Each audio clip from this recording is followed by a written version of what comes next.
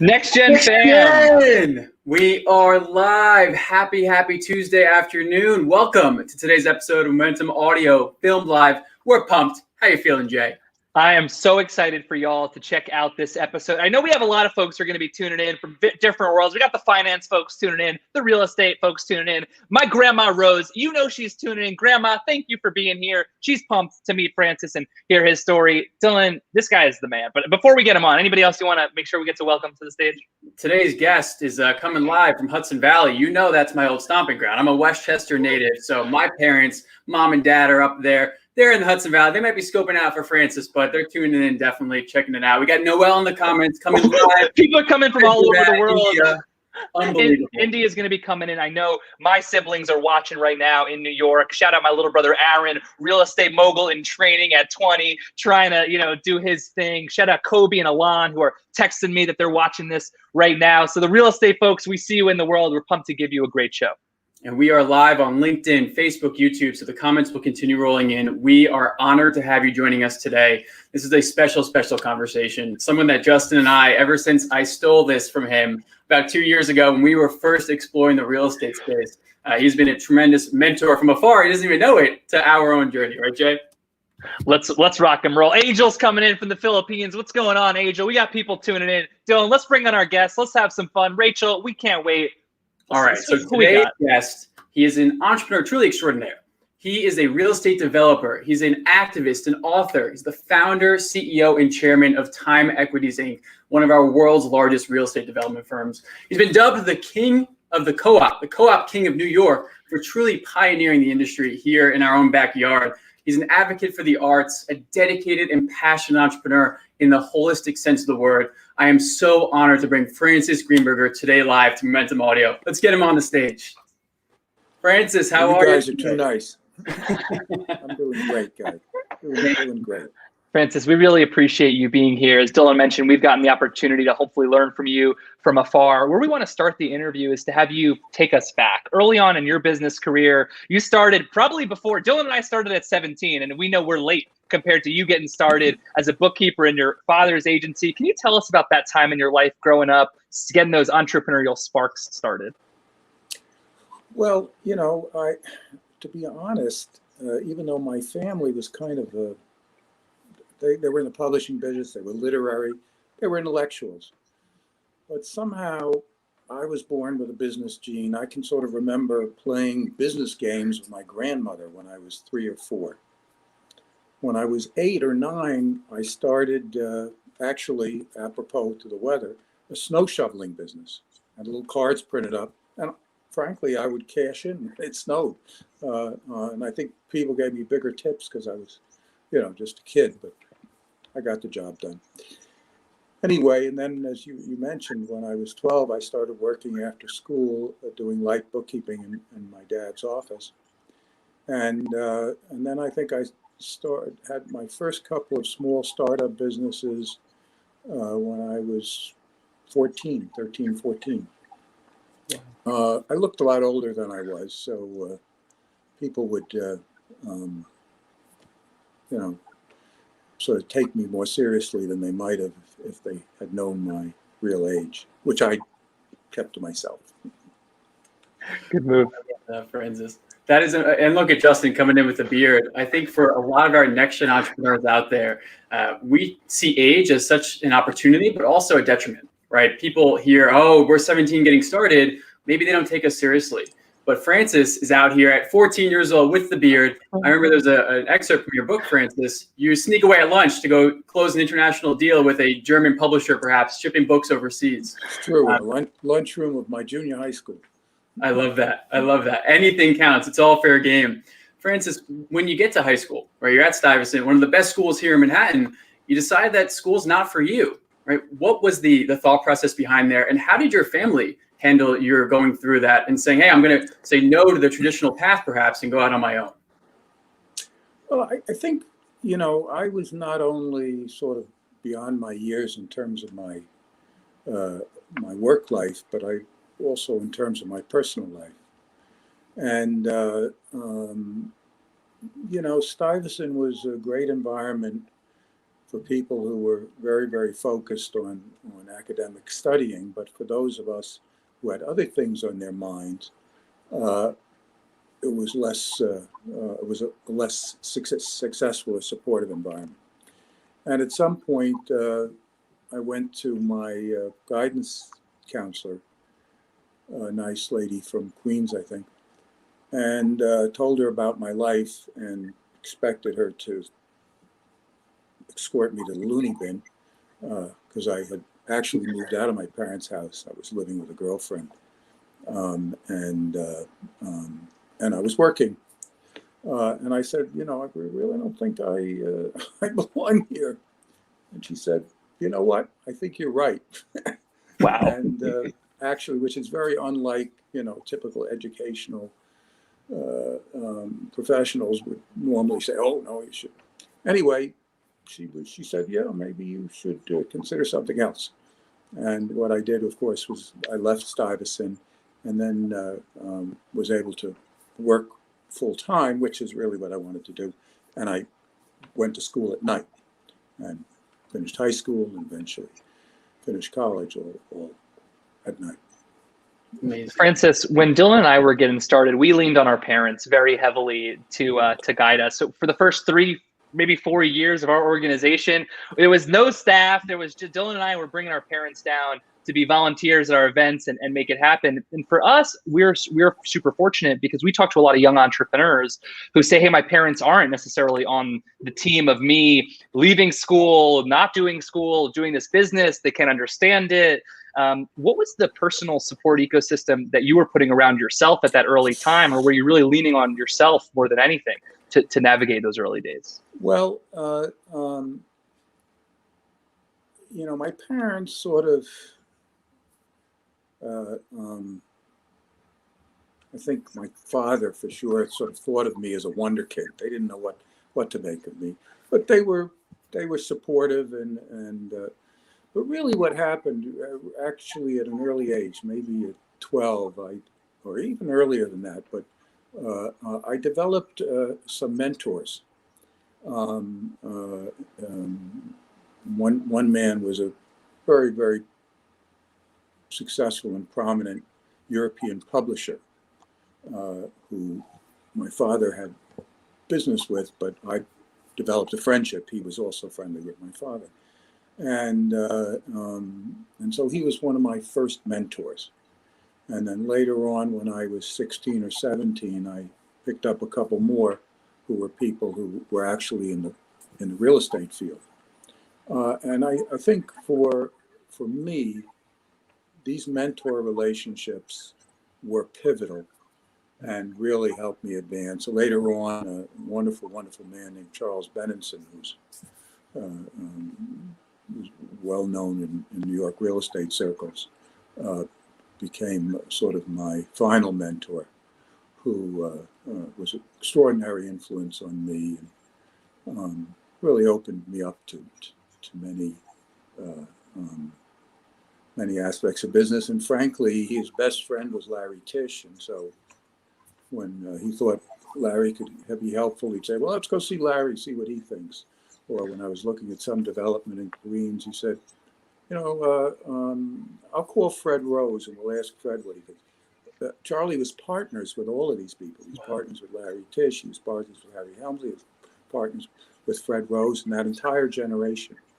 So he was very, very helpful and really helped me move into a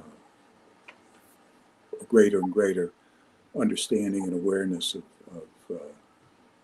the community that I had stumbled into as a young man. I love that. So many out there, we hear the saying, our network is our net worth, but we don't embody that. So Francis is out here telling all next-gen entrepreneurs, mentors can unlock doors that might take you a few more years or decades to get unlocked yourself. We have learned over 7 years, Francis, that mentorship is what we call the secret sauce of entrepreneurship. Right? It's easier to ask a question, right? We can learn from you as we have through your book, through this conversation. And in this case, that was the entrance perhaps for your real estate development in your own right and learning through the job. So take us back. You're about 16 years old. You've got a location, I believe, 59th and in Madison or Lex, one of the two, one of the hottest places in Manhattan today. 118 East 59th Street. There you go, 118 East 59th. So you see this humongous space, thousands of square footage. Nobody wants it, but you have a vision for it. Walk us through what was going in your head and how that led to the Francis today in real estate. Well, actually, I was renting an office for my little tiny book business, and I really needed one room. And when I went to look at this office, which incidentally had no elevator, it was a walk-up. It was a very fancy address, but it was a walk-up building. And the owner of the building was there, and he had been using he had 2 rooms for rent, and he had been using one himself. He said, "Look, I don't need this anymore. I want you to rent both of them." And I said, "Well, I can barely afford to rent on one." He said, "No, I'll give you a good deal, and then you'll rent it to somebody else. I just don't want to bother with having too many tenants." So I rented both rooms, I think, for $150 a month, $100 for one and $50 for the smaller one. And then I was at a bookstore nearby where I knew the owner, and mentioned that I had just rented this office because he was a partner in my little book business. And I told him about the extra room, and he said, "Oh, there's a guy in the back who's looking for an office." And he took me back, and this guy was looking for a small office, and I walked him around. I showed him the room, and I said, "It's $150 a month for the small room." And the guy said, "Yes." So suddenly I got the front room for nothing. Wow. And that was when the lights went off, that there was something to this real estate business. And Francis, then eventually that's amazing. Owner of the building came to me and he said, "Look, I don't want to bother with all these tenants upstairs and stuff. You rent the top 2 floors, and you look after all of it. I just want to get one check a month." And that's how it all started. I think one of the things that you did there, Francis, that Dylan and I are constantly encouraging our entrepreneurs to do is you got to keep your eyes out for opportunities and just take a step forward every single day. I feel like Dylan and I's mantra these days are just get started. You didn't plan on, hey, I'm going to take out this space. I have a vision for my master lease. I'm going to turn it into this. No, you an opportunity presented it to yourself, and you took a next step, and you tried to think about problems and opportunities, and you kept moving forward. And that seems to be a big lesson learned from that chapter in your life. And I know we're talking about real estate now, but at this time, you're building this creative agency. You take, the literary agency, you're taking the reins of, and all of a sudden in this time period, a little bit after this, amazing talents being discovered, James Patterson, Nicholas Sparks. So it's clearly not just real estate knowledge that you're learning. What are some of the other experiences or skills, activities that you were developing at this time that were crossing over, not just for your real estate business that was burgeoning, but also for now taking the reins of the literary side of the business? Well, I think, yes, the literary agency business, publishing business is very much like other businesses in the sense that if you find the right author, it can propel your professional career into extraordinary heights, which was my experience. But I really adopted this whole notion of opportunism or opportunistic point of view, and I apply it just as actively today as I do at any other time. As I give you some recent examples. I guess in around 2001 or 2, I ran into a German friend, and he said, "Go to Berlin. They're giving real estate away there." And this guy was in the publishing business, had nothing to do with real estate, but he always kind of liked it. And I went there and I started buying properties in Berlin because they were giving them away. They were very cheap. Today they're gold. About 5 years ago or 7 years ago, whenever it was, we noticed the same phenomenon in Holland. It was very cheap. They were going through a recession. I think we own 58 buildings in Holland today. Wow. But more recently, during COVID, counterintuitive, where cap rates for a lot of real estate actually compressed. Prices got higher rather than lower. But we noticed through our various filters and that Scotland, that some of the British real estate was trading at very attractive cap rates, which had not happened before. And we bought our first property in Great Britain, in Scotland. And we're just buying another one right now. But we've gone further afield. Like right now, we're financing a wind farm. Where these wind farm turbines, they're bigger than the Statue of Liberty. They're enormous. And I think this wind farm we have is 100 of them or something. We've entered into the public markets, trading in some very specialized real estate securities, because we noticed, again, a disruption in pricing. So we're always looking for where are there substantial margins that we can understand and where the risk reward exists. Because often fashionable real estate, everybody knows that Austin's a wonderful place. But if you go to Austin today to buy multifamily, they're now talking 3 caps. Wow. They're not even talking 4 caps, which would be difficult to make money at. Three caps make no sense at all. So we rather pursue ideas that others are neglecting, or either be early or places that are out of favor, and have get a reasonable margin, than just do what everybody else is doing and fighting with as cap rates compress further. Love that, Francis. So many in the comments are resonating. I know Francie and our team, she's from Berlin and then went to school in Amsterdam in the Netherlands. So she's right up in your alley. Be careful. Anywhere on this map behind me, Francis is coming. He's going to buy some properties in that city. But Francis, I want to take it back to the theme that is so clear to anybody hearing your story, both as a young adult getting started, but now even just your real estate thesis. You're an independent thinker. You are not going with the status quo or what people would say, what everybody agrees with. How do you cultivate that style of honestly contrarian perhaps thinking, where for us as young people, it's easy to be liked by everybody, right? But it's hard to say, I'm going to choose different.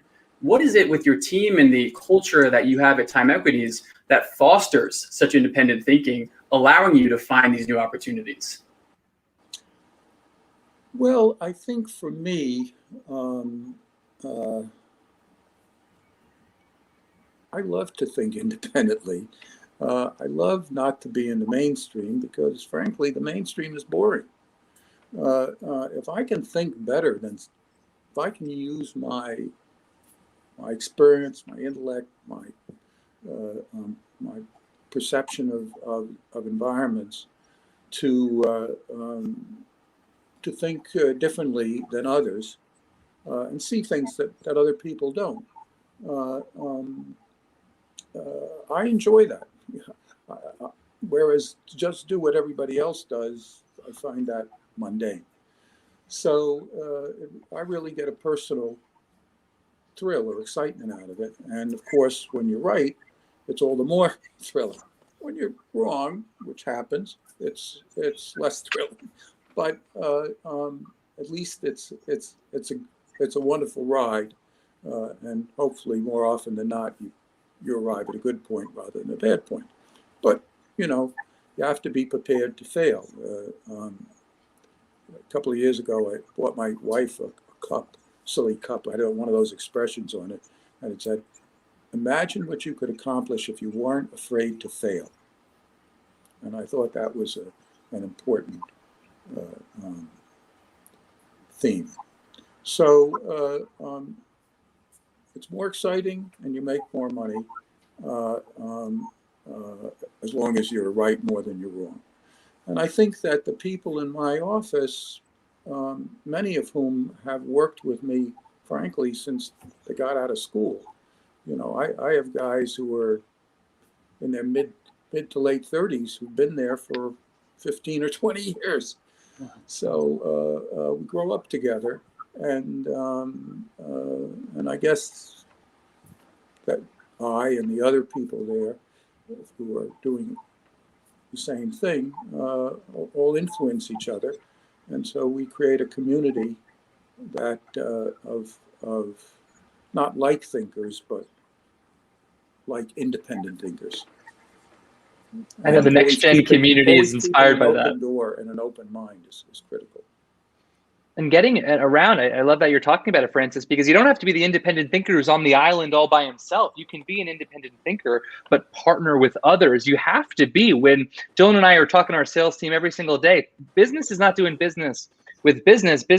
People are doing business with people. It's at the end of the day, individual relationships that matter. So when you're thinking about an independent mindset, but how do I bridge the gap between where others are, you have developed, at least in my opinion and Dylan's, a master approach for the art of creative negotiation. You even literally wrote the book on the topic of how do you navigate being, hey, I know I want something out of an opportunity. I know I have value to give and to receive, but not taking the traditional approach that people think about in negotiations of bulldozing my way through, but rather finding a way to work with others. So can you talk to us about how you learned negotiation? You're an independent thinker, so you're doing a lot of negotiation from a very early age, not always the conventional way. Where were the early lessons that you learned how to negotiate, and how has your perspective of that evolved? Well, I think it was a combination. Of course, early on, taking over my father's business, we were literary agents, and the responsibility of a literary agent is really to negotiate on behalf of their author clients. So that's your profession, negotiating. And early on, actually, a client had suggested that they wanted to write a book about negotiation. I thought it was a good idea, and I encouraged her to do it. And I'd call her every month for 3 or 4 months and say, Barbara, when are you going to have the proposal? I think I could sell it. And eventually she said to me, I decided that I'm not going to write that book. Maybe you should. I said, what? I thought about it, and I called her. I said, well, I'll tell you what, I'll buy the title from you. And I did, and eventually that was my first book that I wrote, called How to Ask More and Get It. I think for me, what I strive to get in a negotiation is fairness. I try to be fair to myself and fair to the other person. I don't want to do a deal where I have to take advantage of somebody. That doesn't mean that I don't like to buy things at a good price. I do. But buying something at a good price when nobody else is interested could be extremely fair to the other person who has to sell the asset. Like this asset that we bought in Scotland, and now we're buying another one. There are a lot of funds in England right now that are getting redemptions from their investors and have to sell things. Well, they have to sell them in order to make good on their promise to their investors. So I'm not taking advantage of them. They know they have to price them very attractively because there's not a lot of liquidity in the market.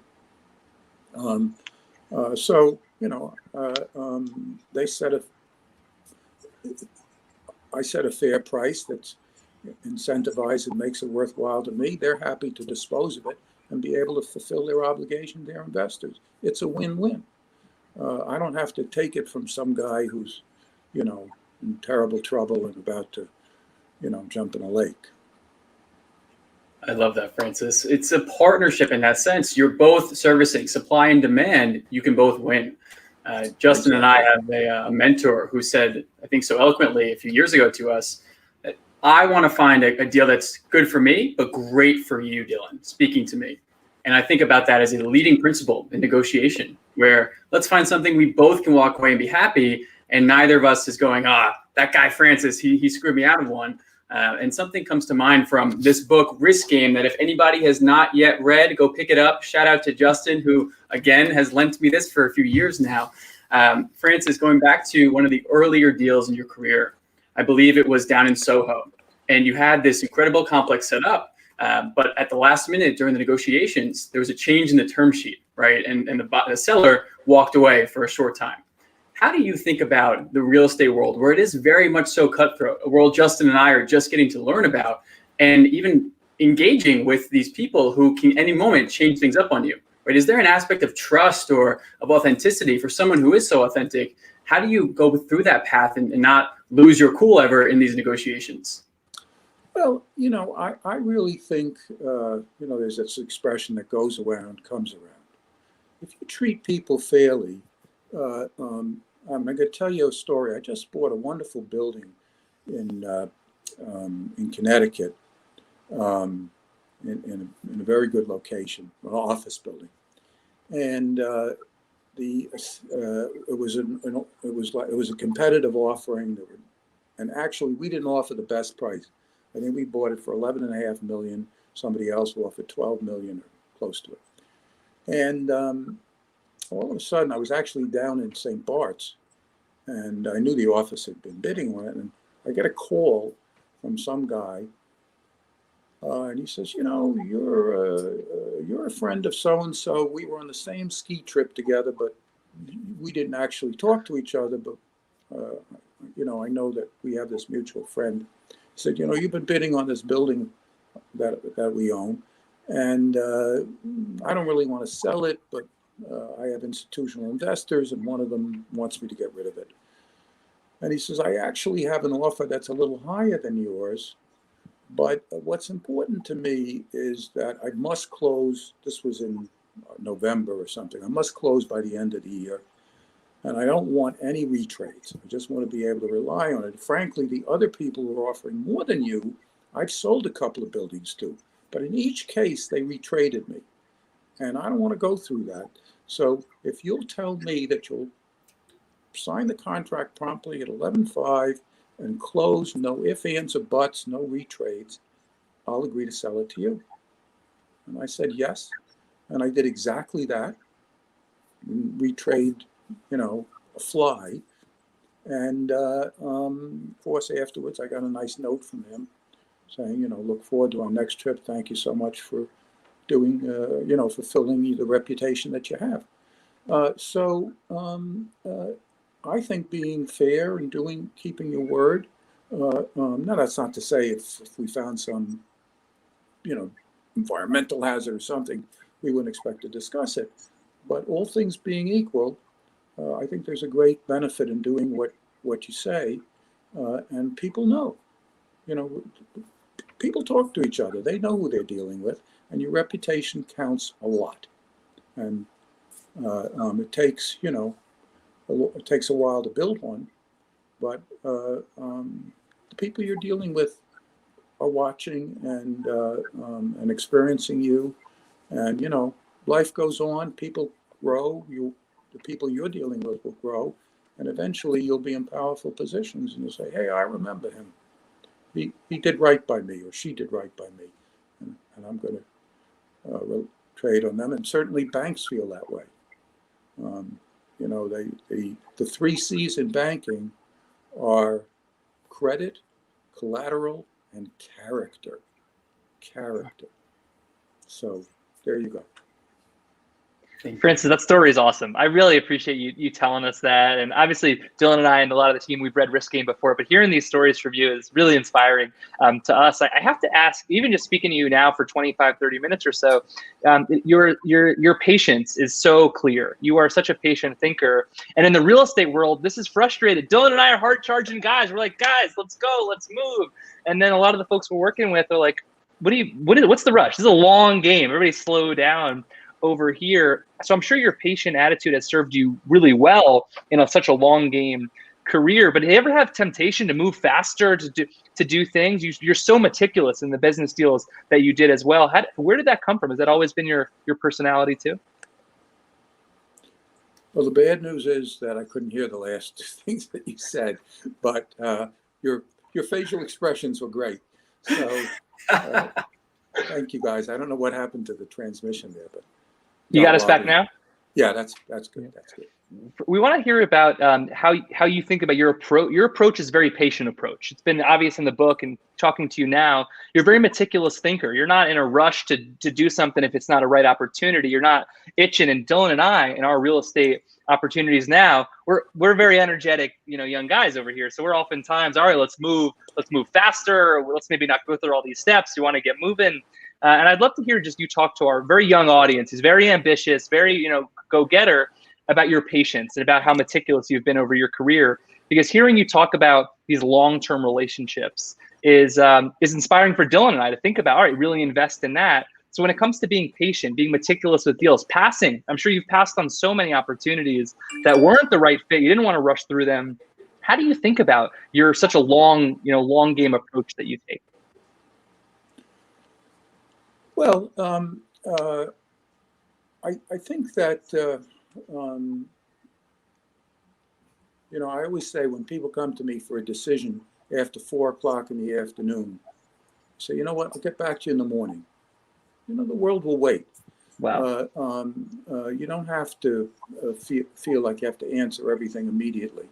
And probably that has to do, because of electronic communication, used to take 2 days to get a letter. Now it takes 2 seconds. But you don't have to answer it in 2 seconds. You can choose your own timing.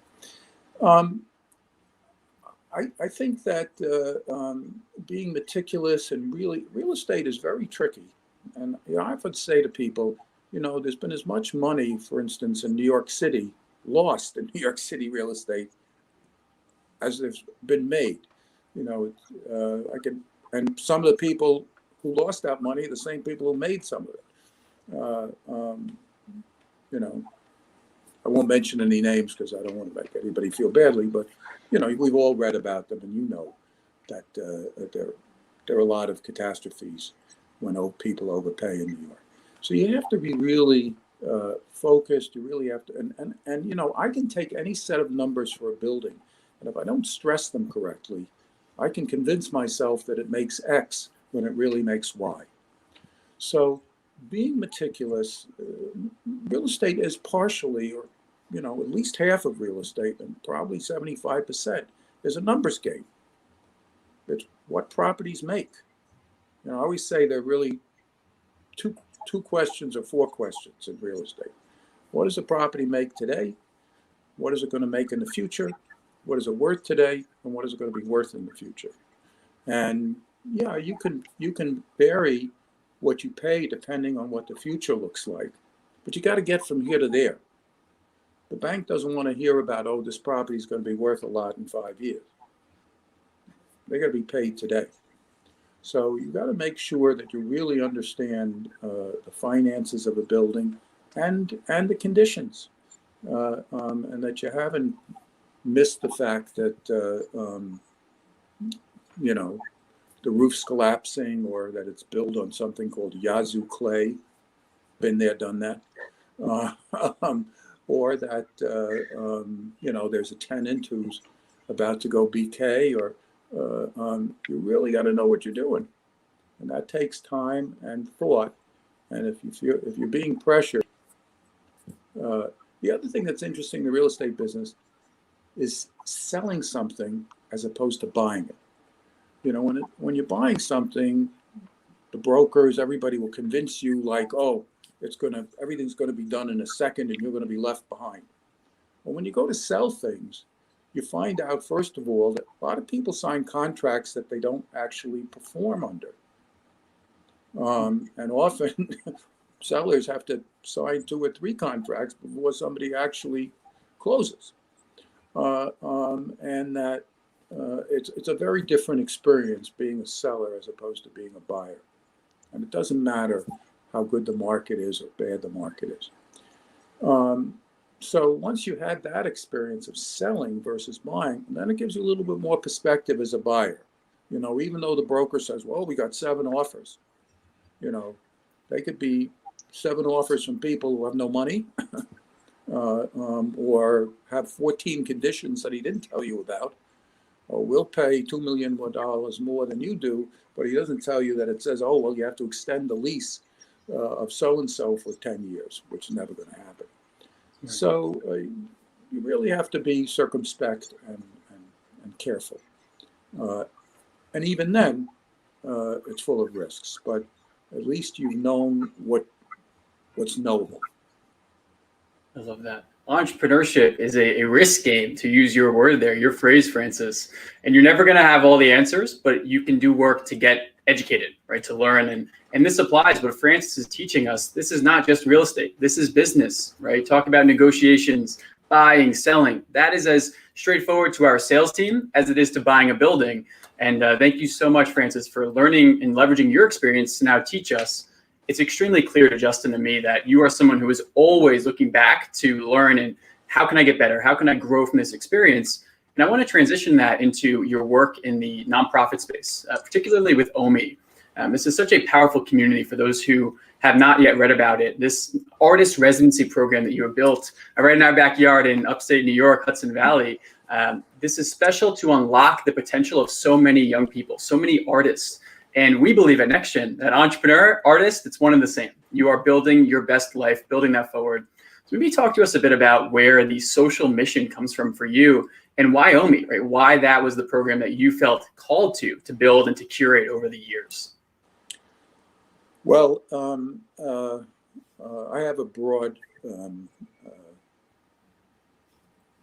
not-for-profit involvement in my life. I divide it between the arts, which relates to Omi, education, and mental health and criminal justice reform. Those are sort of the areas that I'm active in and lead organizations in all those areas. Omi has been an extraordinary experience for me. It started 30 years ago. And it came out of an experience that I had as a board member of another residency, where I kind of found out what this stuff was about, and I actually figured out how to do it differently than the board that I was on, because some of the things they were doing I didn't agree with. And then, it evolved. I mean, people say to me when they see Omi today, we have residencies in 5 areas: music, art, dance, architecture, and we have a large public sculpture park, big education program. It's a whole world. They say, well, how did you have the vision for this? Well, I didn't have the vision for this. I started with a small group of artists, and the first year, we were afraid. We didn't know what would happen when these folks would show up, even though I had worked with this prior one. And then over the years, things evolved, things changed, and as usual, I'm open to change. And when people came to me, like my wife at the time said, well, why don't you have a music program? I like music. I said, fine. Well, you want a music program? You start it. So ideas are easy. Implementing them is not. So I always took the idea generator and said, okay, well, if you want to go make it happen, do it. And that's kind of how Omi grew into the institution that it is today. And then, strange things happened. Omi's, which had been on a vast growth thing, I think we went from 10,000 to 38,000 visitors in a 4 or 5 year period. And we're now way in excess of 38,000. But what happened was COVID. And suddenly our sculpture park, which used to be something that people went to see the art, now they just like walking, having a play, the outdoors have become so much more important to people during COVID. And the fact that we've got, 300 open acres that people can roam around and have a lot of distance and not be afraid. And, people go for walks, they go walk their dogs, they cross country ski, and the art's a background to them. And we're good with all that. So one idea, evolution, letting things evolve, being open-minded, and then luck counts and everything. Amen. Francis, I think there's so many takeaways for our audience today. It is managing and balancing, I think, so many competing forces. Yeah, you want to be ambitious and take risks, but you want to, and keep your eyes open for opportunities, play that long game, but you want to go slow, be meticulous, make sure you know everything that's going on, be fair to yourself, be fair to your partner. So many takeaways for our audience. Before we let you go, I can't believe we're at time here. Francis, if you're sitting back with yourself, you're just finishing up, you're dropping out of high school, you're getting started, you think you have career momentum then, if only you could see what you know now. What's one piece of advice you'd love to give to yourself when you were just starting out in your business career? What's one thing you're telling Francis? Maybe right when you're leaving Stuyvesant, you're about to embark on such a journey. What are you telling your younger self? Well, I guess with benefit of hindsight, I would say that